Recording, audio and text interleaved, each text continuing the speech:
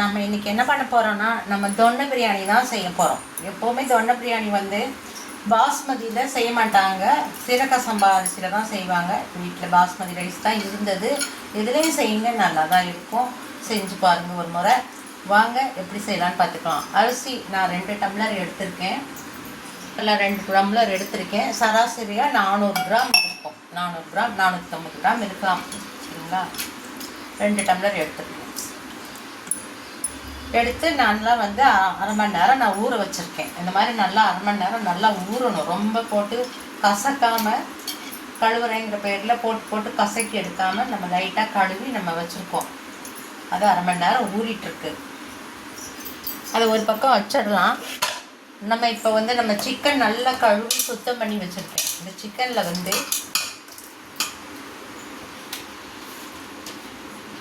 மஞ்சத்தூள்,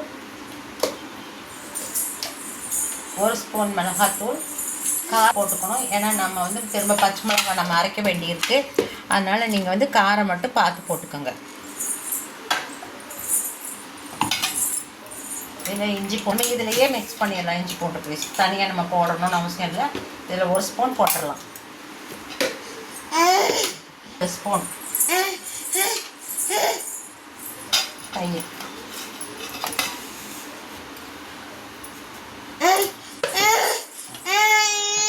சிக்கனுக்கு தேவையான உப்பு மட்டும் இப்போ சேர்த்துக்கலாம். பிரியாணிக்கு தேவையான உப்பு அப்புறம் போட்டுக்கலாம்.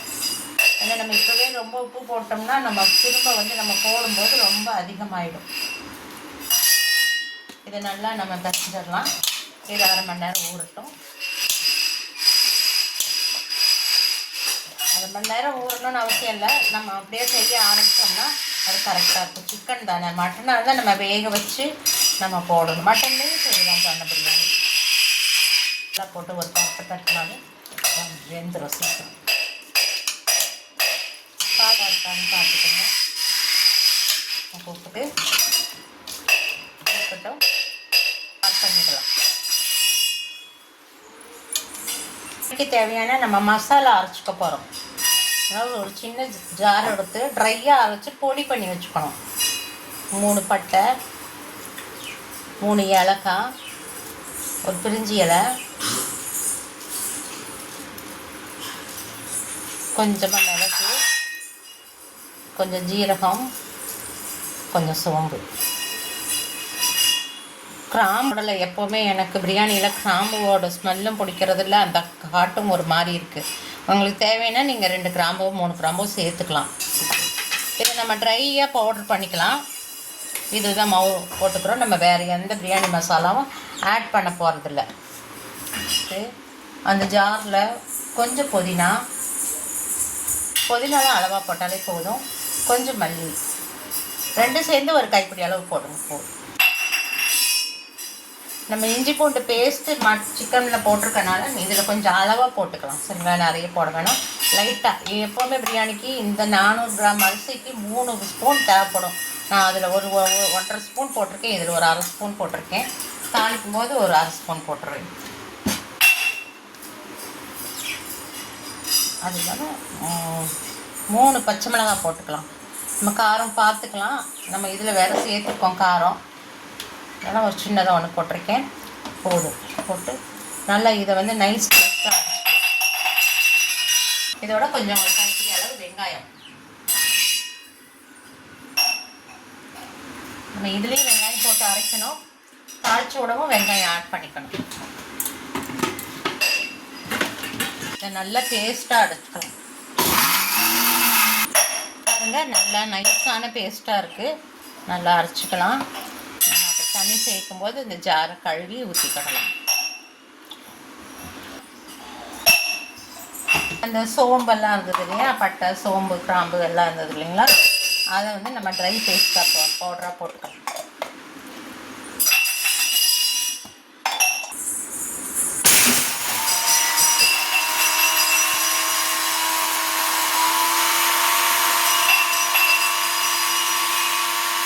பிரியாணி இலை போட்டிருக்கனால நமக்கு நைஸாக இருக்க தெரியாது. அந்த இலையோட இது திப்பியாக லைட்டாக இருக்கும். போதும். இந்த அளவுக்கு நம்ம அப்படி போட்டுக்கிட்டோம். வாங்க. 1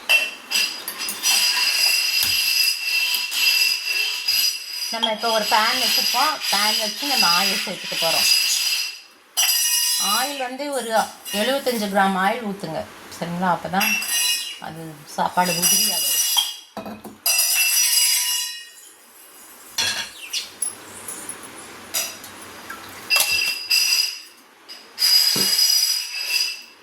நம்ம ஆயில் சேர்த்து வச்சுருக்கோம். எண்ணெய் சூடாகட்டும். நம்ம எல்லாமே ரெடியாக தான் வச்சுருக்கோம். அரிசி ஊறிடுச்சு, சிக்கனும் ஊற வச்சுருக்கோம். தேவையான எல்லா மசாலாவும் நம்ம ரெடியாக தான் வச்சுருக்கோம். நல்லா எண்ணெய் கொஞ்சம் காயட்டும். இன்னும் கொஞ்சம்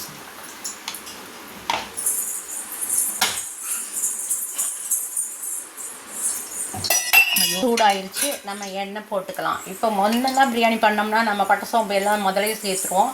ஆனால் தொன்னை பிரியாணிலாம் அப்படி சேர்க்கக்கூடாது. நம்ம எல்லாமே ட்ரை பவுடர் பண்ணி வச்சுருக்கோம். பட்டை மசாலா ஐட்டங்கள், வாசனை மசாலா ஐட்டம்லாம் நம்ம பொடி பண்ணி வச்சுருக்கோம். அதனால் சேர்க்க வேண்டிய அவசியம் இல்லை. நம்ம இப்போ வந்து வெங்காயம் போட்டுக்கலாம்.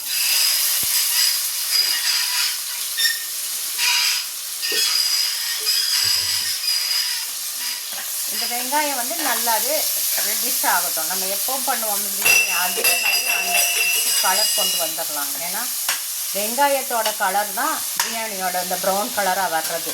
நம்ம நல்லா சவக்க விட்டுறலாம்.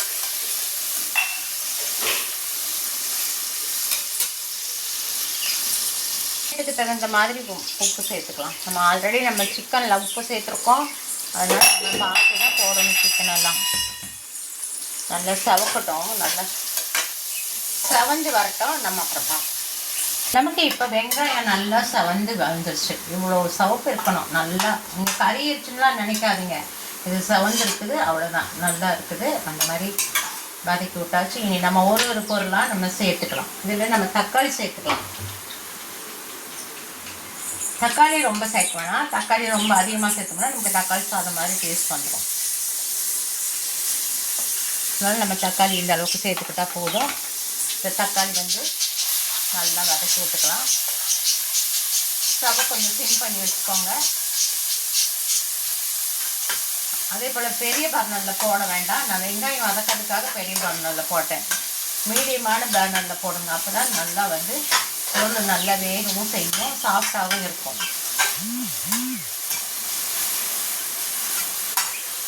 நம்ம இப்போ ஒரு 1/2 ஸ்பூன் வந்து இஞ்சி பூண்டு பேஸ்ட் சேர்த்துக்கலாம். நம்ம ஆல்ரெடி சிக்கனில் சேர்த்துருக்கோம், அரைக்கும் போதும் சேர்த்துருக்கோம். அதனால் அளவாக சேர்த்தா போதும். மொத்தமாக இந்த 400 கிராம் அரிசிக்கு 3 ஸ்பூன் இஞ்சி பூண்டு பேஸ்ட் தேவைப்படும்.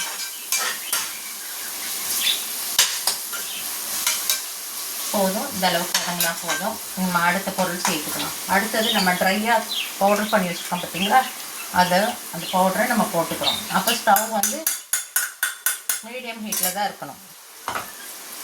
போட்டு நம்ம நல்லா பரட்டி விட்டுக்கலாம். ரொம்ப போட்டு வெயில் மேலே போட்டு பரட்டினோம்னா நமக்கு பொடி வந்து கருகும். அதனால் நம்ம லைட்டாக அதை முடிச்சிடணும். சரிங்களா? போதும். இந்த அளவுக்கு வதங்கினா போதும்.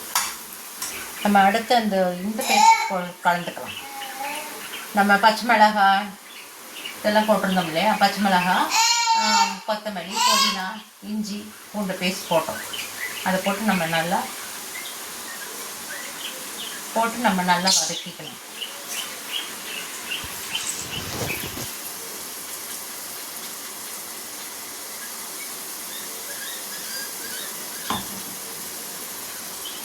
இதை நல்லா நம்ம வதக்கிக்கலாம். இதோட பச்சை ஸ்மெல் போகணும். அந்த பச்சை இலை, பச்சை மிளகாய், அந்த கொத்தமல்லி, புதினா இலைகளோட வாசனை போகணும், பச்சை வாடை போகணும். அந்த அளவுக்கு நல்லா வதக்கிக்கலாம். இது கொஞ்சம் நேரம் வதக்கிக்கலாம், நல்லாவே வதக்கிக்கலாம். அதான் சிம்மில் வச்சு வதக்குங்க. கொஞ்சம் ஹை ஃப்ளேம் வச்சுக்கலாம். பக்கத்துலேயே இருக்கனால காய் பழகி வச்சுக்கலாம். நமக்கு காரம் ரொம்ப தேவைப்படாது. இதில் பச்சை மிளகாய் சேர்த்துருக்கோம். 4 பச்சை மிளகாய் சேர்த்துருக்கேன். அது இல்லாமல் நம்ம சிக்கனில் எல்லாம் ரெடி பண்ணி வச்சுருக்கேன், மிளகாய் ரெடி பண்ணி வச்சுருக்கேன். அதனால் நமக்கு காரம், இந்த காரம் போதும். இல்லை நல்ல காரம் சாப்பிடுங்கன்னு நினச்சிங்கன்னா 1 ஸ்பூன் மிளகாத்தூளை இந்த ஸ்டேஜில் சேர்த்துக்கோங்க. பார்க்கலாம் இதோட பச்சை வாசனை போயிடுச்சான்னு. ஆல்ரெடி போயிடுச்சு. இப்போ நம்ம சிக்கன் சேர்த்துக்கலாம். சிக்கனை தயிரெலாம் போட்டு நம்ம மேரினேட் பண்ணி வச்சுருக்கோம். இப்போ நம்ம அதை அப்படியே நம்ம போட்டுடுவோம். தண்ணியெலாம் எதுவும் சேர்க்க வேண்டாம். போட்டு இதை நல்லா பரட்டி விட்டுக்கலாம். சிக்கன் இதில் பாதி அளவு வெந்துடணும். நம்ம குக்கரில் மூடும்போது தான் பாதி அளவு வேகணும். அந்த அளவுக்கு நம்ம நல்லா இதை மேட்ச் பண்ணிடணும். இதோட உங்களுக்கு தயிர் சேர்க்கணுன்னு அவசியம் இல்லை, சேர்த்தாலும் சேர்த்துக்கலாம். நானாக ஒரு சேர்க்குறேன். ஏன்னா கொஞ்சம் சிக்கன் சாஃப்டாக இருந்தால் தான் கொஞ்சம் சாப்பிட நல்லாயிருக்கும்.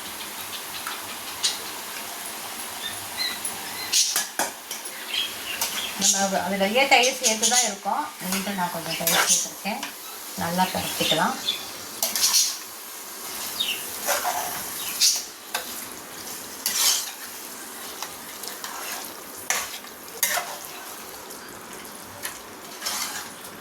ஆனால் நீங்கள் செய்யும்போது சீரக சம்பா அரிசியில் செய்யுங்க, அதோட டேஸ்ட் நல்லாயிருக்கும்.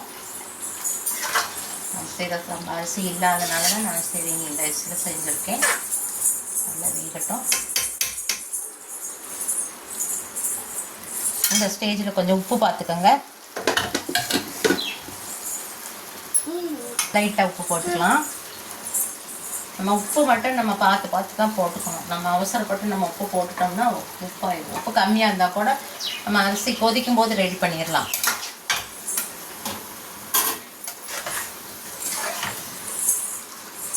நான் இந்த ஸ்டேஜில் ஒரு ஸ்பூன் நெய் சேர்த்துக்கிறேன். நெய் எதுக்காக சேர்த்துக்கிறேன்னா நல்ல ஒரு வாசனை இருக்கும். நீங்கள் நெய் சேர்த்து செய்யணும்னு அவசியமே இல்லை, ஆனால் நெய் சேர்த்து பாருங்கள், டேஸ்ட் ரொம்ப நல்லாயிருக்கும்.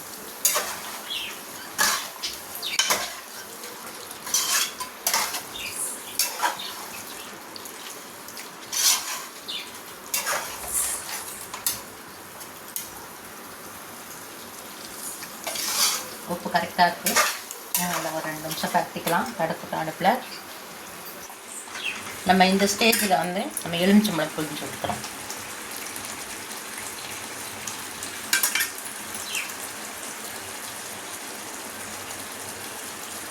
புழிஞ்சு விடாதீங்க. விதையெல்லாம் உள்ளே போச்சுன்னா விதை அப்படியே சாப்பாட்டில் கசப்பை கொடுத்துரும். 2 ஸ்பூன் ஊற்றுங்க போதும்.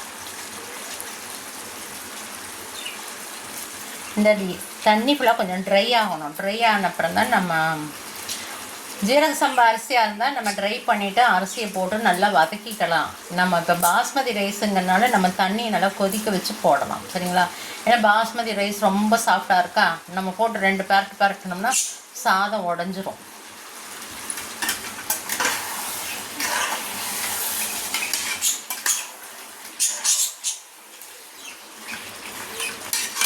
எதுக்காக ட்ரை பண்ணணும் அப்படின்னு சொல்கிறேன்னா, இந்த தண்ணி அதிகமாக இருக்குல்ல, இந்த குழம்புல இருக்க தண்ணி அதிகமாக இருந்துச்சுன்னா நமக்கு வைக்கிற தண்ணி அதிகமாகிடும். அந்த ஒரு ரீசன் தான், வேறு ஒன்றும் இல்லை. இதனால் ட்ரை பண்ணிக்கலாம். அப்படியே நம்ம ஃப்ரைலாம் பண்ணும்போது ஒரு மாதிரி பரட்டியிருப்போம் இல்லைங்களா, அந்த மாதிரி நம்ம பரட்டிட்டு அதுக்கப்புறம் நம்ம தண்ணி ஊற்றணும். இந்த ஸ்டேஜில் உங்களுக்கு எது தேவையோ போட்டுக்கலாம். காரம் பாருங்கள். சப்போஸ் உங்களுக்கு காரம் பத்தாத மாதிரி இருந்துச்சுன்னா நீங்கள் காரம் சேர்த்துக்கலாம். உப்பு மட்டும் அப்புறம் பார்த்துக்கலாம்.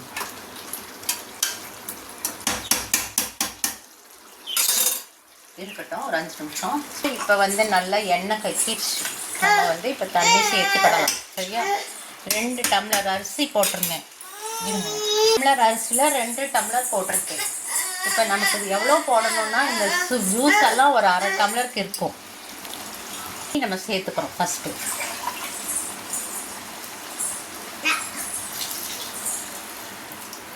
அது இல்லாமல் நம்ம ஒரு 3/4 டம்ளர் தண்ணி மட்டும் சேர்த்தா போதும். ஏன்னா நமக்கு அந்த குழம்புல இருக்க தண்ணி கொஞ்சம் இருக்கு இல்லைங்களா, அதனால் போதும். இதுக்கப்புறம் நல்லா தீயை நல்லா ஹையாக போல் வச்சுருங்க.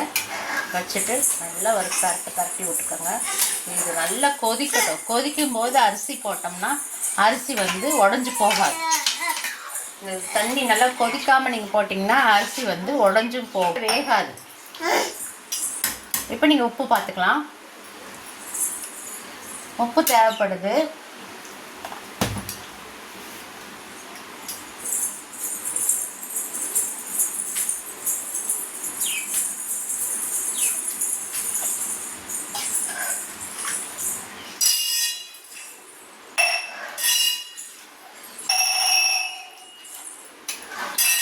நல்லா உப்பு போட்டால் உப்பு நல்லா கரைஞ்சிருக்கான்னு பார்த்துக்கோங்க. பார்த்துட்டு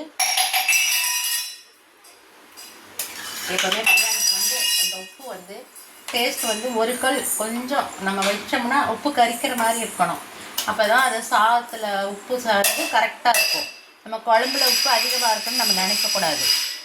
ஏன்னா நம்ம சாப்பாடு இருக்குல்லையே, நம்ம குழம்புக்கு உண்டான உப்பை தான் நம்ம போடுறோம். நம்ம பிரியாணிக்கு ரைஸ்க்கு உண்டான உப்பு நம்ம அதனால் அதை மட்டும் நல்லா நோட் பண்ணிக்கோங்க. குழம்பு நல்லா கொதிக்கட்டும். அதான் கரெக்டாக இருக்குது. நல்லா குழம்பு கொதிக்க ஆரம்பிச்சிருச்சு. சிக்கன் பாருங்கள் எவ்வளோ நல்லா கொதிக்கும். இது மாதிரி தான் நல்லா கொதிக்கணும். தலை கொதிக்கும் போது தான் நம்ம ரைஸ் சேர்க்கணும். இந்த மாதிரி ரைஸை நல்லா ஒரு வடிகட்டியில் வச்சு நல்லா வடிச்சிட்டு போடுங்க. ஏன்னா இதில் தண்ணி இருந்துச்சுன்னா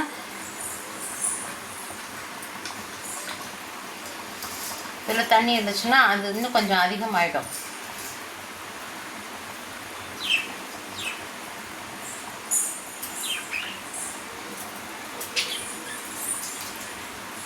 ரைஸ் போட்டுட்டு ரைஸை மெல்லமாக நம்ம வந்து கலக்கணும். எப்போவுமே பாஸ்மதி ரைஸை வந்து நம்ம ரொம்ப அவசரப்பட்டு நம்ம கலக்கிடவே கூடாது. மெல்ல கலக்கணும். இதே சீரக சம்பா அரிசினா நம்ம வேகமாக கலக்கினாலும் அது உடஞ்சி போகுது. ஏன்னா அது சின்ன சின்ன குண்டு குண்டாக இருக்குதுங்களா, அது நல்லா இருக்கும். இது அப்படியே நீளமாக இருக்கனால அப்படியே போட்டதுமே உடஞ்சி போகும். இப்போ நம்ம வந்து எல்லாம் சரி பண்ணி பார்த்துட்டு இது ஒரு கொதி கொதிச்சோன்னா நம்ம வந்து சின்ன பர்னரில் போட்டுடலாம்.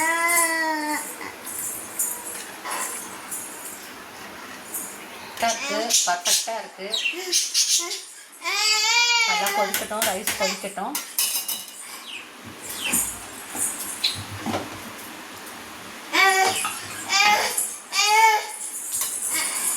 தேவைப்பட்டுச்சுன்னா நீங்கள் ஆயிலோ இல்லை நெய்யோ போதும். ரொம்ப ஆயிலோ ரொம்ப நெய்யோ போட்டோம்னா நமக்கு சாப்பிட்றதுக்கு தகட்டும். ஆனால் லிமிட்டாக தான் கரெக்டாக போட்டால் போதும்.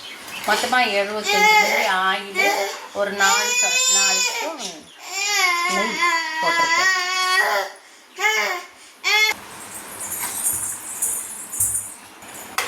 சின்ன பர்னருக்கு மாற்றிடலாம்.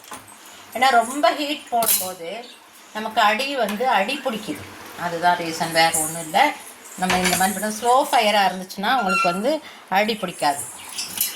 ஏன்னா நமக்கு எப்போதுமே வெங்காயம் நம்ம சேர்த்தோம்னா அடி பிடிக்க சான்ஸ் உண்டு. அதனால தான் நம்ம எப்போ பிரியாணி செஞ்சாலும் அடியில் கொஞ்சம் பிடிச்சி போகுது.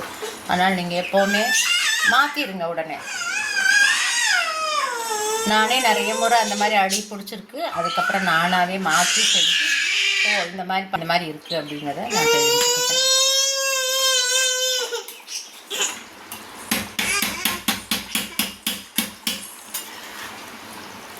இன்னும் கொஞ்சம்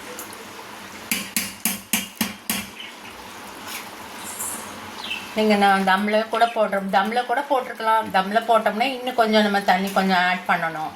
சரிங்களா? சரி, இந்த தடவை நம்ம குக்கர்லேயே அப்படியே விசில் விட்டே பண்ணி பார்க்கலாம் அப்படிங்கிறதுக்காக தான் பண்ணியிருக்கேன். இந்த ஸ்டேஜில் நம்ம குக்கரை க்ளோஸ் பண்ணிடலாம். குக்கரை க்ளோஸ் பண்ணி 2 விசில் தான். 2வது விசிலில் நீங்கள் ஆஃப் பண்ணி எடுத்து கீழே வைக்கணும். ஸ்டவ்வில் வச்சுக்கக்கூடாது.